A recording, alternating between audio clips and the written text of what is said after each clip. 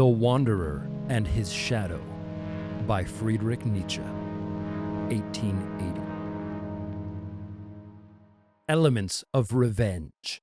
The word revenge is said so quickly, it almost seems as if it could not contain more than one root concept and feeling. And so people are still trying to find this root, just as our economists still have got tired of smelling such a unity in the word value, and of looking for the original root concept of value. As if all words were not pockets into which now this and now that has been put, and now many things at once. Thus, revenge, too, is now this and now that, and now something very composite. Let us distinguish first that return blow of resistance, which is almost involuntarily reflex, executed even against lifeless objects that have harmed us, such as moving machines. The sense of this countermove is to stop the harm by bringing the machines to a halt. Occasionally, the strength of the counterblow must be so strong to succeed in this that it smashes the machine.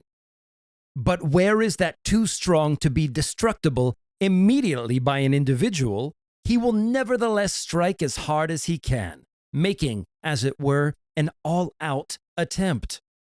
One behaves the same way against persons who harm one as long as one feels the harm immediately. If you want to call this action an act of revenge, all right. But consider that it is only self-preservation that has here put its rational machinery into motion, and that in the last analysis, one does not think at all of the harming person in such a case, but only of oneself. We act that way without any wish to do harm in return, merely in order to get away with life and limb. Time is needed when, instead of concentrating on oneself, one begins to think about one's opponent, asking oneself how one can hurt him the most. This happens in the second type of revenge, reflection on the other person's vulnerability and capacity for suffering in its presupposition. One wants to hurt. Protecting oneself against further harm, on the other hand, is so little a consideration for the seeker of such vengeance that he almost regularly brings about further harm to himself, and quite often anticipates this in cold blood. In the first type of revenge, it was fear of a second blow that made the counterblow as strong as possible. Here we find almost total indifference to what the opponent will do yet. The strength of the counterblow is determined solely by what he has done to us. But what has he done? And what use is it to us if he now suffers after we have suffered on his account? What matters is a restoration, while the act of revenge of the first type serves only self-preservation. Perhaps we have lost, through our opponent, possessions, rank, friends, children. Such losses are not brought back by revenge.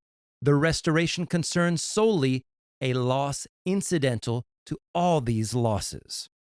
The revenge of restoration does not protect against further harm.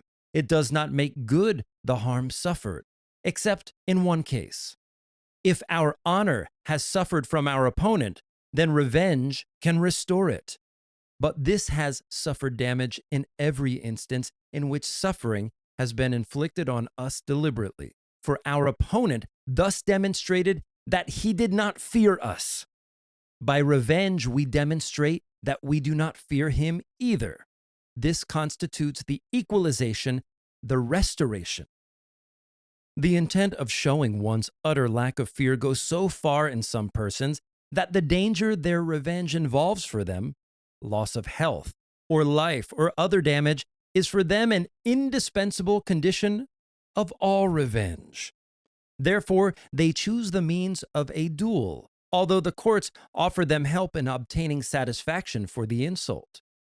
But they do not accept an undangerous restoration of their honor as sufficient, because it cannot demonstrate their lack of fear.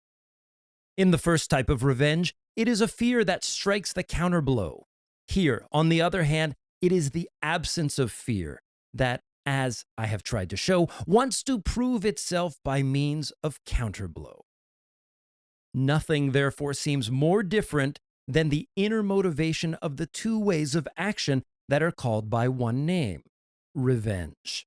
Nevertheless, it happens quite frequently that the person seeking revenge is unclear about what really induced him to act. Perhaps he delivered the counterblow from fear and in order to preserve himself, but later, when he has time to think about the point of his injured honor, he convinces himself that he avenged himself for his honor's sake. After all, this motive is nobler than the other one. Moreover, it is also important whether he believes his honor to have been injured in the eyes of others, the world, or only in the eyes of the opponent who insulted him.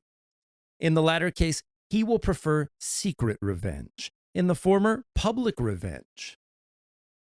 Depending on whether he projects himself strongly or weakly into the soul of his opponent and the spectators, his revenge will be more embittered or tamer. If he lacks this type of imagination entirely, he will not think of revenge at all, for in that case, the feeling for honor is not present in him and hence cannot be injured. Just so, he will not think of revenge if he despises the doer and the spectators of the deed because they, being despised, cannot accord him any honor and hence also cannot take it away. Finally, he will forgo revenge in the not unusual case in which he loves the doer. To be sure, he thus loses honor in his opponent's eyes and perhaps thus becomes less worthy of being loved in return. But even foregoing all such counter-love is a sacrifice that love is prepared to make if only it does not have to hurt the beloved being. That would mean hurting oneself more than this sacrifice hurts. Thus, everybody will revenge himself unless he is without honor or full of contempt or full of love for the person who has harmed and insulted him. Even when he has recourse to the courts, he wants revenge as a private person. But besides being a member of society who thinks further and considers the future, he also wants society's revenge on one who doesn't honor it. Thus, judicial punishment restores both private honor and the honor of society, which means punishment is revenge. Indubitably, it also contains that other element of revenge which we prescribed first, insofar as society uses punishment for its self-preservation and deals a counterblow in self-defense. Punishment desires to prevent further damage. It desires to deter.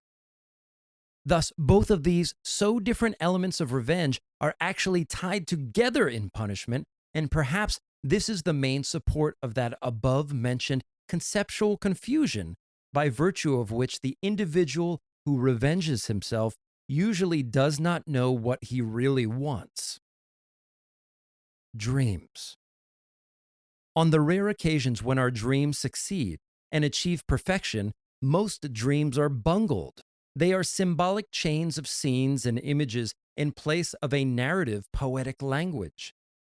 They circumscribe our experiences or expectations or situations with such poetic boldness and decisiveness that in the morning we are always amazed at ourselves when we remember our dreams. We use up too much artistry in our dreams and therefore often are impoverished during the day. Tourists. They climb mountains like animals, stupid and sweating. One has forgotten to tell them that there are beautiful views on the way up. Too much and too little. All men now live through too much and think through too little. They suffer, though, at the same time from extreme hunger and from colic, and therefore become thinner and thinner, no matter how much they eat. Whoever says now, "I have not lived through anything," is an ass. End and goal. Not every end is the goal. The end of a melody is not its goal, and yet, as long as the melody has not reached its end, it also hasn't reached its goal. A parable. How to have all men against you. If anyone dared to say now, "Whoever is not for me is against me," he would immediately have all men against him. This does our time honor. Positive and negative. This thinker needs nobody to refute him. For that, he suffices himself. Way to equality. A few hours of mountain climbing turn a villain and a saint into two rather equal creatures. Exhaustion is the shortest way to equality and fraternity, and liberty is added eventually by sleep. Not to wish to see too soon. As long as one lives through an experience, one must surrender to the experience and shut one's eyes instead of becoming an observer immediately, for that would disturb the good digestion of the experience. Instead of wisdom, one would acquire indigestion. From the practice of wise men. To become wise, one must wish to have certain experiences and run, as it were, into their gaping jaws. This, of course, is very dangerous. Many a wise guy has been swallowed. A testimony of love. Somebody said, "About two persons I have never reflected very thoroughly. That is the testimony of my love for them." How one tries to improve bad arguments. Some people throw a bit of their personality after their bad arguments, as if that might straighten their paths and turn them into right and good arguments, just as a man in a bowling alley, after he has let go of the ball, still tries to direct it with gestures. When taking leave is needed. From what you would know and measure, you must take leave, at least for a time. Only after having left town, you see how high its towers rise above the houses. Opinions and fish. Possessing opinions is like possessing fish, assuming one has a fish pond. One has to go fishing and needs some luck. Then one has one's own fish and one's own opinions. I am speaking of live opinions, of live fish. Others are satisfied if they own a cabinet of fossils, and in their heads, convictions. Death. The certain prospect of death could sweeten every life with a precious and fragrant drop of levity. And now you, strange apothecary souls, have turned it into an ill-tasting drop of poison that makes the whole of life repulsive. Remorse. Never give way to remorse, but immediately say to yourself, that would merely mean adding a second stupidity to the first. If you have done harm, see how you can do good. If you are punished for your actions, bear the punishment with the feeling that you are doing good, by deterring others from falling prey to the same folly. Every evildoer who is punished may feel that he is a benefactor of humanity. Don't touch. There are terrible people who, instead of solving a problem, bungle it and make it more difficult for all who come after. Whoever can't hit the nail on the head should please not hit it at all. Dying for the truth. We should not let ourselves be burnt for our opinions. We are not that sure of them, but perhaps for this, that we may have and change our opinions.